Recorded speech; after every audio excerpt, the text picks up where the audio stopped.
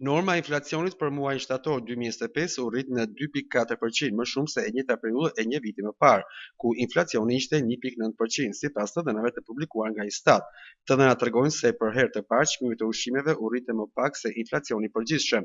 Në shtator, ndryshimi vjetor i çmimeve të ushqimeve ishte 1.8%. Ndikim kryesor duket se kanë dhënë grupi i arsimit dhe qira.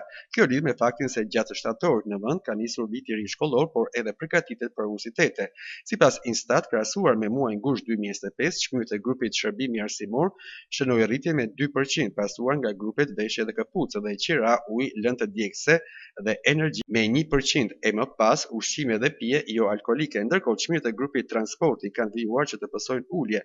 Vetëm pak javë më parë, Banka e Shqipërisë vendosi që të ulë normën bazë të interesit në 2.5%. Si një mas kjo për të stabilizuar nivelin e çmimeve në vend, ndërsa në mbledhjen e fundit të Këshillit të Mbikëqyrjes ky nivel ula i pandryshuar, ndërkohë që pritshmëritë janë që niveli i inflacionit do të kthehet në objektivin prej 3% në fillim të vitit të ardhshëm. Banka Qendrore ka alarmuar se vendimarrja për politikën monetare do të varet nga ecuria treguese në muajt në vijim.